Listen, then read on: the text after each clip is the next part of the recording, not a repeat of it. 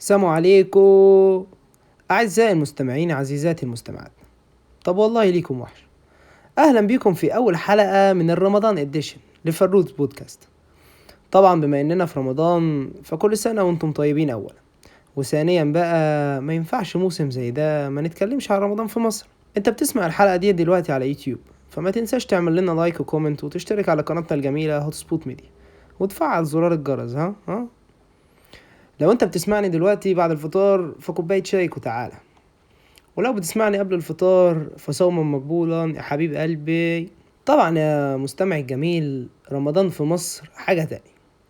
ورمضان في مصر عبارة عن حاجتين: يا إما سخافة وبلاها ما بعدها بلاها، يا إما مواقف حلوة مش هتنساها العمر كله. تعال نبدأ بالبلاها. عزيزي الجميل، انت رايح دلوقتي تفطر عند قرايبك، رحت قبل الفطار وقاعد لا بيك ولا عليك، قاعد في أمان الله، وفجأة تلاقي واحد داخل عليك لابس أبيض في أبيض وراكب حصان. وسعت مني دي شوية. المهم، تلاقي واحد طالع لك فجأة ومدد لك دماغه، وتبقى عايز تقلي على صداغه بالقلم يا أخي والله.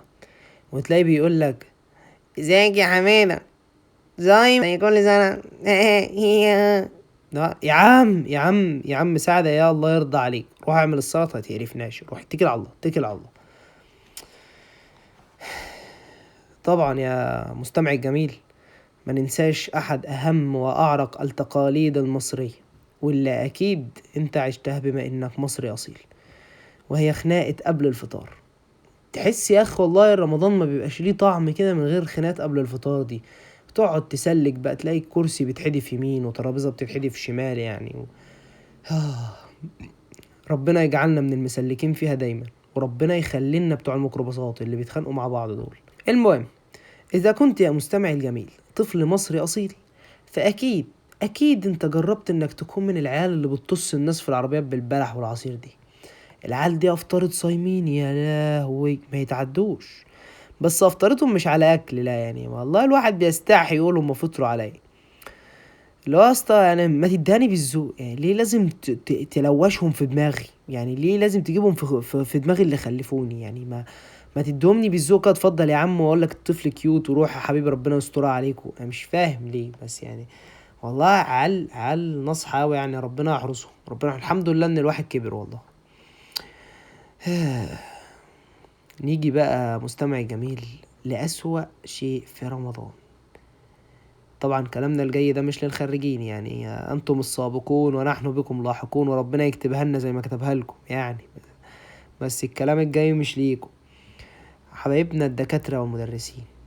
يعني اول ما يهل هلال رمضان تلاقيهم كلهم بلا استثناء حشرونا في زون الامتحانات. اللي هو يا اسطى يعني الشهر الكريم مش واصل لك يا اسطى؟ يعني مش ماشي معاك ان الشهر بيجري ما بنلحقش ناكل حتى؟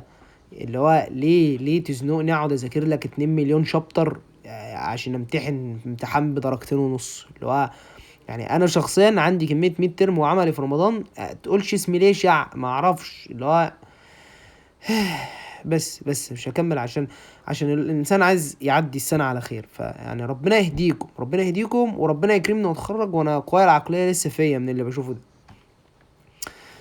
نيجي بقى بص لاكتر حته بتضحكني في رمضان بجد والله. اللي هو العيال اللي بتنزل 1 رمضان و2 رمضان وهو يا اسطى انت عارف انه لهك انا كان زماني نازل اصلي العيد دلوقتي. لا يا عم حد قال لك ان انا عينك بدل تقويم جوجل؟ يعني انت شفتني نازل بالجلابيه اصلي العيد فقلت تلحقني؟ فتحت المطبخ على الست الحاجه لقيتها مشغله اهلا بالعيد وقاعده بتعمل كحك. يا اسطى يعني ما تنزل تسابيح استغفار يعني مش فاهم ما تنزل حاجه لا لازم لا. يعني يا ريته مثلا بينزل 1 رمضان ومعاه دعاء فبتدعي 30 دعاء مختلف على 30 يوم. لا هتلاقي نزل 1 رمضان وهلال ومسجد. اللي هو استفدت ايه بقى؟ انا استفاد ايش الاستفاده من هذا؟ معلش يعني اصلا ايش الاستفاده؟ انتوا عالم غريبه بصراحه يعني. تيجي بقى دلوقتي نروح لاغرب حاجه يعني بنتعرض لها بصراحه. يعني انا شخصيا بتروش منها لحد دلوقتي.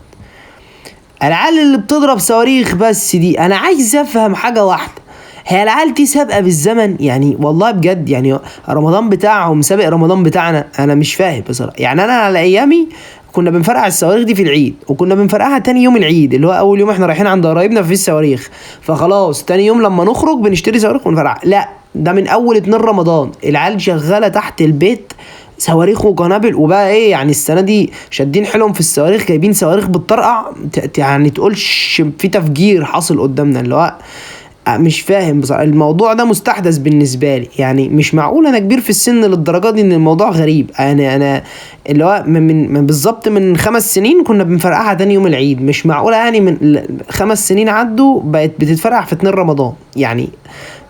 موضوع بصراحه غريب. اللي هو يعني ما ابقى قاعد بذاكر عشان عندي امتحان الصبح وقاعد مش طايق نفسي، ولا اي عيل تحت البيت عمال شغال بوف بوف بوف. اللي هو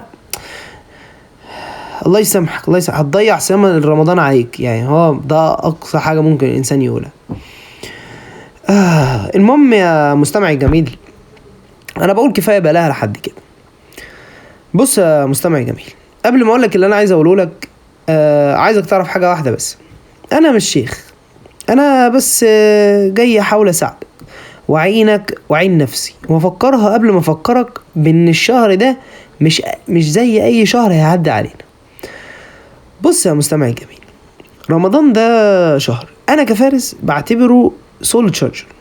الشهر ده حرفيا لو استغلته صح بيبقى بمثابة اعادة تهيئة لحد رمضان السنة الجاية. ربنا يدينا ويديكم طول العمر. شهر فيه استجابة دعاء، عتق من النار، مغفرة، رحمة. عايز ايه تاني يعني؟ الموضوع سهل قوي انك تستغله لصالحك. بص يا سيدي، انت بتقدر تقاوم العطش والجوع وتقاوم المغريات اللي قدامك من اكل وشرب واي مغريات تانية. طب انت لسه مش شايف يعني؟ واي مغريات تانية. طب لسه مش شايف انك تقدر تقاوم نفسك وتجاهد؟ خد رمضان ده دفع عليك عشان تبطل اي ذنب بتعمله. مش لازم تعمل طاعات كتيرة يعني. بص يعني مش لازم تعمل طاعات كتيرة، يعني الاهم انك تبطل كل الذنوب اللي انت بتعملها، وانك تبطل الذنوب اللي بتعملها كلها وتعمل طاعات قليلة. خير وافضل واحسن من انك تعمل طاعات كتير قوي وتبطل ذنب او 2 او ما تبطلش خالص. لان الطاعات الكتيرة اللي انت بتعملها دي هيجي وقت وهتلاقيك بتقللها لحد ما تبطلها، وهيبقى اكنك ما عملتش حاجة. طب ليه نفضل في دايرة انك تعمل ذنب وترجع تعمل طاعة تمسح بيها الذنب؟ ولف بينا يا دنيا. طب ما نبطل الذنب خالص ونعمل الطاعة، فيبقى رصيد حسناتك بدل ما هو ثابت يبقى بيزيد. شايف ان كلامي منطقي صح؟ طب جميل، اتمنى تسمع كلامي بقى يا اخي. كلامنا الجاي لحبايبنا الطلبة ومش للخريجين يعني. خلينا في الطلبة دلوقتي اللي زي حالاتي يعني. بص يا حبايبنا، عندنا امتحانات ومذاكرة في الشهر ده يعني زي حالاتي يعني، وكلنا زي بعض سواسية. بص يا سيدي، احنا هنعمل ايه بقى؟ احنا هنجدد النية وانوي ان المذاكرة دي من ضمن العبادة. وعلى فكرة المذاكرة دي هي عملك دلوقتي، انت طالب فعملك المذاكرة، والعمل عبادة فزيدها في دقيقها يعني. بقى جدد النية وتوكل على الله. بس خد بالك يعني ما تضيعش الطاعات، انت فاهم؟ حاول تلتزم بأقل القليل، الفروض ومع السنن، أذكار الصباح والمساء، شوية تسابيح واستغفار، حبة صلاة على النبي كده وانت قاعد، صلاة التراويح. يعني بص ابعد عن المشتتات يعني. بص اقفل تليفونك، افتحه اخر الليل، قبل السحور، بعد السحور، قبل الفجر شوية، فاهم؟ كده يعني. مش لازم تتفرج على مسلسلات برضه يا اسطى يعني. بقى اشوفها بعد رمضان يعني عادي يعني. نشوفها بعد رمضان، نشوفها في الاجازه، مش هنلاقي حاجه نعملها في الاجازه نبقى نتفرج على مسلسلات يعني. انما ما تضيعش الشهر في المسلسلات. تقول لك اصل اخر مسلسل والله يا اسطى قوم صلي، اخر مسلسل والله يا اسطى قوم صلي، اخر مسلسل والله، هتلاقي الشهر ضاع. استغل وقتك، ادعي في كل سجدة ولح على ربنا يعني. بص ادعي قبل المغرب ما يأذن مثلا، ليك دعوة ما تتردش يعني. الشهر ده كله مكاسب حرفيا، الشهر ده شاحن ليك عشان تقدر تكمل بعد كده. حاول ما تخرجش من الشهر ده زي ما دخلته. حاول تخرج منه وانت مغفور لك وانت مرحوم وانت معتوق من النار، مستجاب لدعائك. يعني اخرج من رمضان وانت في رصيدك حسنات اضعاف اضعاف اللي دخلت بيها. اخرج من رمضان وانت مبطل كل الذنوب اللي انت بتعملها، وده افضل من انك تلتزم بطاعات كتير من غير ما تبطل الذنوب اللي انت بتعملها والله. واخر ما ساقول، حبايبنا اللي اتخرجوا ويعني ربنا يجعلنا منكم في يوم ما، انتوا اكتر ناس حرفيا متاح لها انكم تستغلوا الشهر ده صح، وصح قوي كمان يعني، وتستمتعوا بكل الروحانيات اللي فيه، وتبقوا حرفيا مركزين فيه بس. لا عندكم ميد ترم ولا عندكم عملي ولا كويزات ولا اي حاجة. فاتمنى ان فعلا يعني الشهر ده يكون فارق في حياتكم كلكم، سواء كنت خريج طالب ايا يكن.